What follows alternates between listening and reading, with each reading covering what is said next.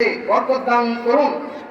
ওয়ায়ুসাউ লাহু ফি আতরিহি, তার হায়াত আল্লাহ বাড়ায় দেন।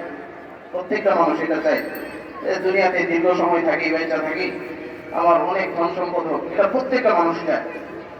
যে ব্যক্তি এটাকে চায়, পছন্দ করে, আল্লাহ রাসূল বলেন তার জন্য কাজ একটা, সেই কাজটার নাম হলো আলিয়াসিল রাহিমাহু। সে যেন কি করে তার এই আত্মীয়তার বন্ধনকে ধরে রাখে। আল্লাহ পাক রব্বুল আলামিন তার ধন সম্পদ বাড়ায় দিবেন, ইজ্জত সম্মান বাড়ায় দিবেন। রিজিক মানে কি?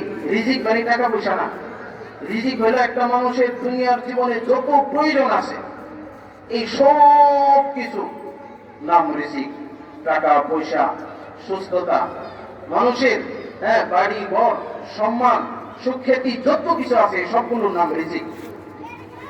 তো আল্লাহ যেন তার রিজিকের মধ্যে বরকত দেয়। বরকত কি জিনিস ভাই? শাইউন কালিল নাফউহু কাসীর। অল্প জিনিস, তার দ্বারা কি ফায়দা, উপকার অনেক বেশি, অনেক বেশি।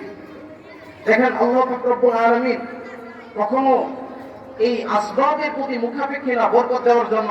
আপনারা সিরাতের কিতাবে পড়ছেন, এক পেয়ালা দুধ আসহাবে সুফফার 70 জন পেট ভরে খাইছে। আসবাবের প্রতি আল্লাহ মুখাপেক্ষী না, আল্লাহ বরকত দিয়ে দিবেন। ইউবসাতা লাহু ফি রিজকিহি, তার রিজিকে আল্লাহ বরকত দিবেন, হায়াত বাড়ায় দিবেন। তাফসীরের একটা কিতাব আছে, তাফসীরে মারিফুল কোরআন, আপনারা অনেকেই চিনেন কিতাবটা। অনেকে যে সৌদি আরব থেকে নিয়ে আসছেন, ওই কিতাবের যিনি লেখক মুফতি শফি রহমতুল্লাহ আলাইহি, বর্তমান পৃথিবীর একদম শীর্ষ পর্যায়ের একজন আলেম। মুফতি তকি উসমানী সাহেব, ওনার আব্বা যান।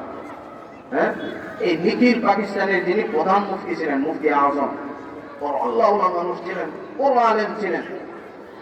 মুফতি শফি সাহেব রহমতুল্লাহ আলাইহি বড় আশ্চর্য একটা ঘটনা নিজের লিখছেন। এটা পড়ার পর আমি তো অস্থির হয়ে গেছি। বলে কি?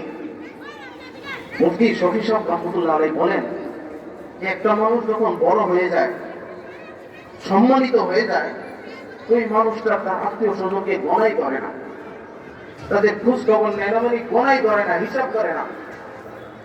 উনি বলেন উনার অবস্থা ছিল পুরো উল্টা। উনি এই নিখিল পাকিস্তানের প্রধান মুফতি, মুফতি আজম, এত বড় আলেম, এত বড় বুজুর্গ মানুষ, এত তার পরিচিতি। তিনি বলেন আমার বাবাও মারা গেছে, মাও মারা গেছে, বড় ভাইও কেউ নাই, বোনও নাই। বলে আমার একজন খালা ছিল, খালাকে মায়ের বোন। তো এত ব্যস্ততা সত্ত্বেও আমি মাঝে মাঝে ওই খালার সাথে দেখা করতাম।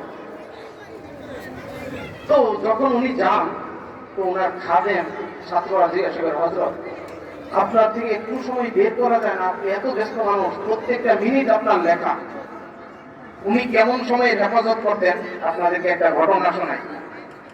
উনি 24 ঘন্টা প্রত্যেকটা মিনিটের হেফাজত করতেন, কারণ সময় হলো মানুষের অত্যন্ত দামি। উনি বলেন আমি যখন বাথরুমে যাই, তখন আমার চিন্তা আসলো এই সময়টা আমি নষ্ট করতেছি, এই সময় আমি আর কি কাজ করতে পারি। চিন্তা করছেন? উনি বলেন একদিন আমার চিন্তা আসলো এই সময়ে আমি পানি দিয়া বাথরুমে যাওয়ার পর আমি বাথরুমটাকে ভালো করে পরিষ্কার করে নিই, এই সময়টা বাথরুম পরিষ্কারে আমি কাটাই। মানে কত গভীরের কথা, প্রত্যেকটা সেকেন্ড উনি হেফাজত করেন।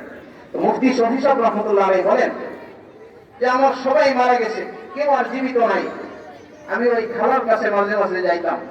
কেন? উনি বলেন যে আমাকে শফি, শফি কেমন আছো, শফি আসো, শফি থাকো, এইভাবে নাম ধরে ডাকার মতো আর কেউ বাইচা নাই আত্মীয় স্বজনের মধ্যে। আমি আমার ওই খালার মুখ থেকে এই কথাটা শুধু শোনার জন্য যে শফি ভালো আছো, শফি বাবা ভালো আছো, শফি কেমন আছো, কখন আসছো, আসো বসো, আমাকে এই ভাবে সম্বোধন করার মতো আর কেউ বাইচা ছিল না। তো আমি ওই খালার কাছে মাঝে মাঝে যাইতাম এই কারণেই, শুধু এই কথাটা শোনার জন্য যে উনি আমাকে ডাক দেবেন শফি কেমন আছো। কিন্তু আমরা তো একটু বড় পরিচয় হইলে ভুলে যাই, সবাইকে পাত্তা দেয় না, গণাই ধরে না। উনি কি বলতেছেন যে আমি এই শব্দটা শোনার জন্য আমি মাঝে মাঝে দৌড়াই যাইতাম খালার কাছে, যে খালা একমাত্র আমাকে বলতে পারবে কি শফি কেমন আছো। মেরে মুহতারাম ভাই, এই জন্য বলতেছিলাম সেলাই রেখমি, সেলাই রেখমির জন্য আমরা কি করব? কয়েকটা কাজ সংক্ষেপে আমি 2-1 মিনিটে শেষ করে দিচ্ছি। ইমাম বদরুদ্দিন আইনি রহমাহুল্লাহ বলেন 5টা কাজ করবেন, তাহলে আত্মীয়তার বন্ধন ঠিক থাকবে। 1 নম্বর কাজ উনি বলেন সালাম। মাঝে মাঝে এমনি একটু ফোন দিয়া কিংবা কাছে গিয়া সালাম দিবেন বেশি বেশি। হ্যাঁ, আল্লাহ পাক আত্মীয়তার বন্ধনের সব আপনাকে দান করবেন। 2 নম্বর কালাম, কথা বলা, তাদের সাথে নিয়মিত যোগাযোগ করা, কথা বলা। 3 নম্বর আল্লামা বদরুদ্দিন আইনি রহমাহুল্লাহ বলেন লিকা, শুধু কথাবার্তা বললেই হলো না, মাঝে মাঝে একটু সাক্ষাতে যাওয়া চাই, তাদের একটু জিয়ারতে যাওয়া চাই, কোনো কারণ থাকুক বা কারণ না থাকুক, সর্ব অবস্থায় তাদের একটু জিয়ারত করে আসা চাই মাঝে মাঝে। 4 নম্বর উনি বলেন খেদমত। খেদমত মানে হলো তাদেরকে আর্থিক লাইনে হোক, বুদ্ধি পরামর্শ দেওয়া হোক, তাদেরকে জানি খেদমত হোক, যেই ধরনের খেদমত হোক করা। খেদমত মানে এটা দাম না। আপনি একজনের আত্মীয়, আপনার বড় লোক মানুষ, টাকা পয়সাওয়ালা মানুষ, তার কাছেও গেলেন, কিছু একটা হাদিয়া নিয়ে গেলেন, কিছু একটা উপহার নিয়ে গেলেন, এটা হলো খেদমত। হ্যাঁ, এই খেদমতটাও করা আত্মীয় স্বজনের বেলায়। 5 নম্বর উনি বলেন নুসরত। নুসরত অর্থ হলো সাহায্য। সাহায্যের সম্পর্ক হলো বিপদ মুসিবতের সাথে। যখন বিপদ মুসিবতে পড়বে, কোনো পেরেশানিতে পড়বে, তখন তার প্রতি সাহায্যের হাত বাড়ায় দেওয়া। এই কাজগুলো যদি আমরা করতে পারি, আল্লাহ পাক রব্বুল আলামিন আমাদেরকে এই সেলাই রেহমির যে আদেশ আল্লাহ দিচ্ছেন, এই আদেশ, আল্লাহর এই আদেশ আমরা তামিল করতে পারবো, পালন করতে পারবো। আল্লাহ পাক রব্বুল আলামিন আমাদেরকে তৌফিক দান করুক। ওয়া আখিরু দাওয়ানা আলহামদুলিল্লাহি রাব্বিল আলামিন। এশারের উপরে আলোচনা হবে, এভাবে ধারাবাহিক 8 দিন চলবে। আমরা প্রত্যেকে ইনশাআল্লাহ এই সময়টাতে তো খুব বেশি একটা কাজ থাকে না যাদের, তার অবশ্যই আমরা আসবো ইনশাআল্লাহ। শরীক আল্লাহ পাক তৌফিক দান করুক। ওয়া আখিরু দাওয়ানা আলহামদুলিল্লাহি রাব্বিল আলামিন। আসসালামু আলাইকুম ওয়া রাহমাতুল্লাহ।